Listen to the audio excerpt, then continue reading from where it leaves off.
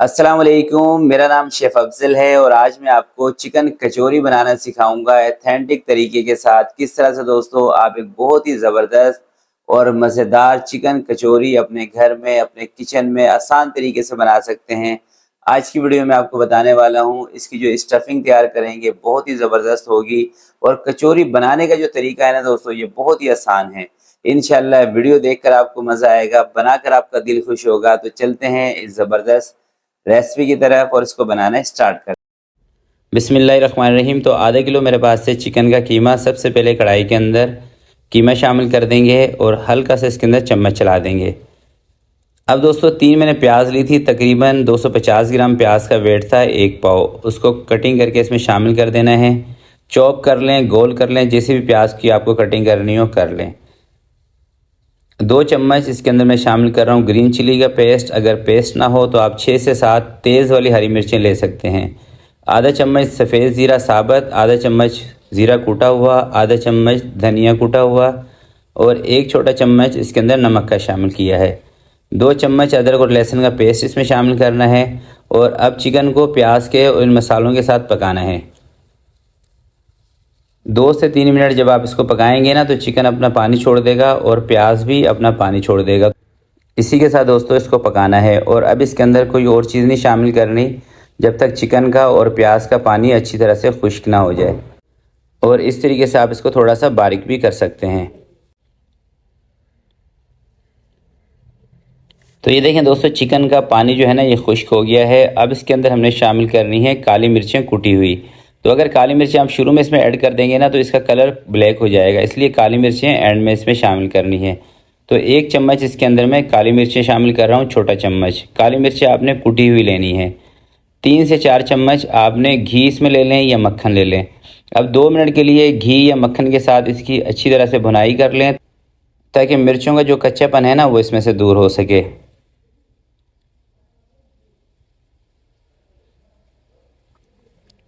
तो 2 से 3 मिनट भुनाई करने के बाद दोस्तों अब इसके अंदर मैं शामिल करूंगा दूध। अच्छा, दूध इसके अंदर मैं क्यों शामिल कर रहा हूँ? दूध इसलिए शामिल कर रहा हूँ ताकि ये जो कीमा है ना हमारा ये बाइंडिंग के अंदर आ जाए। तो 1/4 कप इसके अंदर मैंने दूध शामिल कर दिया है। डब्बे वाला ले लें, डेयरी वाला, कोई सा भी दूध आप ले सकते हैं। कच्चा हुआ ले लें, उबला हुआ ले लें, कोई सा भी ले लें। तो दूध के साथ आपने सिर्फ इसको इतना पकाना है कि ये दूध जो है ना आपको खुश्क होता हुआ नज़र आ जाए। जैसे ही दूध इसके अंदर से खुश्क हो जाएगा इसका चूल्हा बंद कर देंगे।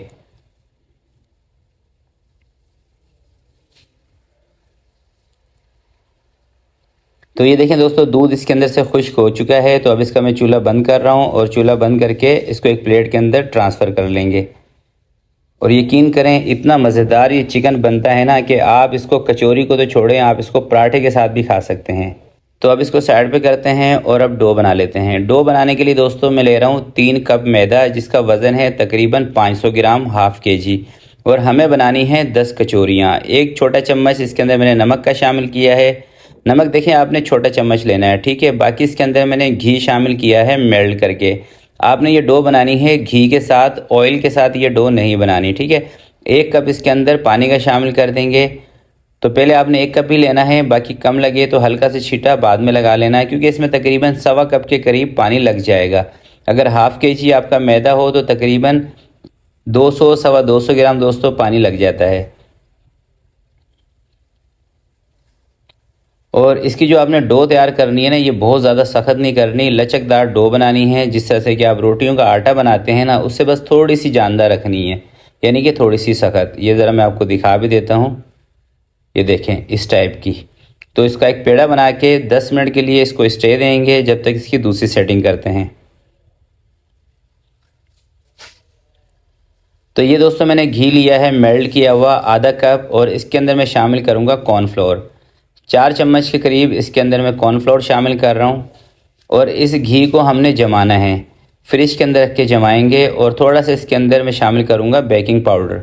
आधा छोटा चम्मच बेकिंग पाउडर का शामिल कर दिया है। अच्छी तरीके से कॉर्नफ्लोर को इसमें मिक्स कर लेंगे। ये देखें कॉर्नफ्लोर मिक्स हो गया है। अब इसको मैं 5 से 10 मिनट के लिए फ्रिज के अंदर रख रहा हूँ ताकि ये जम जाए। तो 10 मिनट दोस्तों मैदे को स्टे देने के बाद अब इसका हमने एक ही पेड़ा बनाना है। आम तौर पे जब आप कचौरियाँ बनाते हैं ना तो उसके जो पेड़े हैं ना ये बनाते हैं छोटे छोटे, मगर इसका मैं एक ही पेड़ा बनाऊंगा ताकि शॉर्टकट में काम रहे और फटाफट से हो जाए। तो इस तरीके से आपने इसको बेल लेना है लंबा सा करके और पतला बेलना है। जितना दोस्तों आप इसको पतला बेलेंगे ना उतनी ही कचौरियाँ आपकी सही बनेंगी। तो ये दोस्तों घी है जिसको फ्रिज के अंदर रख के मैंने जमा लिया था। अब घी को थोड़ा सा आप मसल लें, अगर ज़्यादा सख्त हो गया है तो मसल के आपने इसके ऊपर सेट करके लगाना है। इस तरीके से अच्छी तरीके से घी लगा दें जितना आपने बेला हो उसके ऊपर, और इस तरह से इसका रोल बना लें। ये देखें बिल्कुल सिंपल है। और बाकी का जो पेड़ा बचा हुआ है इसको भी इसी तरीके से बेल के इसी तरीके से घी लगा के इसका भी रोल बना लेना है। बस घी लगाते वक्त आपने कंजूसी नहीं करनी और पूरे पेड़े के ऊपर दोस्तों घी अप्लाई करना है, कोई जगह खाली नहीं बचनी चाहिए।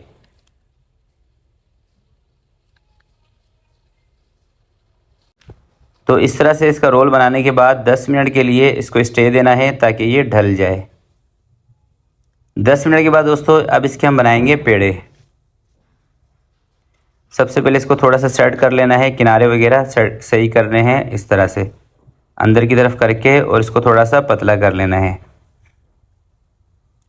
और अब इसके 10 पेड़े बना लेने हैं। अगर आपने हाफ़ kg मैदा लिया है 3 कप, तो फिर आपने इसके 10 पेड़े बना लेने हैं, कोशिश करके एक ही साइज़ के पेड़े बनाने के बाद दोस्तों अब इसको थोड़ा सा बेल लेना है। बेलने से पहले आपने इसको थोड़ा सा सेट कर लेना है, किनारे जो है ना इसके थोड़े से अंदर की तरफ कर लेने हैं ताकि इसके जो लच्छे हैं ना ये बाहर की तरफ ना निकलें। इस तरह से हल्का सा मैदा डस्ट करके टेबल के ऊपर, और इसको इस तरह से बेल लें थोड़े से हल्के हाथ के साथ। तो इसी तरह से सारे पेड़ों को एक दफ़ा बेल लेते हैं। पेड़े दोस्तों मैंने बेल लिए हैं। अब ये जो कीमा है ना इसके हमने पेड़े बनाने हैं। तो बेहतर यही होगा कि आप कीमे के 10 पेड़े एक ही साइज़ के बना लें, क्योंकि हाफ़ kg मैदा हो हाफ़ kg कीमा परफेक्ट रेसिपी है। तो ये 10 पेड़े मैंने बना लिए हैं। अब एक आपने रोटी उठानी है, इस तरीके से बीच में रखें, ये किनारे से पकड़ें इस तरह से। देखें बिल्कुल सिंपल से तरीके से आपको मैं बता रहा हूँ। और इस तरीके से आपने इसको बंद कर देना है। कोशिश ये करनी है कि इसके नीचे ना जोड़ आपको नज़र ना आए। थोड़ा सा इसको गोल कर लें। तो इसी तरीके से सारी कचौरियाँ बना लेते हैं। तो ये देखें दोस्तों सारे पेड़े कचौरियों के मैंने रेडी कर लिए हैं। अब इसके ऊपर थोड़ा सा ऑयल अप्लाई करके 10 मिनट हम इसको दोबारा स्टे देंगे ताकि ये ढल जाए। 10 मिनट दोस्तों स्टे देने के बाद ऑयल मैंने हल्का सा गर्म किया है। इसके अंदर आपको ना ऑयल ज़्यादा गर्म करने की ज़रूरत नहीं है। एक पेड़ा उठाएंगे और इसको ना अभी आपने बेलन से नहीं बेलना, सिर्फ हाथ से इसको पतला कर लेना है इस तरह से। ये देखें कोशिश ये करनी है कि मसाला साइडों से निकल ना जाए, क्योंकि मसाला जहाँ से निकल जाएगा ना कचौरी फट जाएगी। तो उसी जगह से दोस्तों इसके अंदर ऑयल या घी जिस चीज़ में भी आप फ्राई कर रहे हैं वो भर जाएगा। और फ्राई करने का तरीका ये है कि ऑयल का जो टेम्परेचर है ये बिल्कुल कम होना चाहिए। इतने हल्के हल्के से बबल्स आने चाहिए, और 4 से 5 मिनट के अंदर ना दोस्तों ये ऊपर आ जाती हैं ऑयल से। जैसे ऊपर आ जाएंगी आपने फ्लेम को हाई कर देना है, और इतनी देर तक फ्लेम को हाई रखना है जितनी देर तक नीचे से इसके कलर नहीं आ जाता है। जैसे ही नीचे से कलर आ जाएगा फ्लेम आपने कम कर देना है। देखें इस तरह का जब कलर आ जाए ना फ्लेम को कम करके इनको पलट देना है। अगर पलटने के बाद भी आप फ्लेम को हाई रखेंगे ना तो ये कचौरियाँ जल जाएंगी।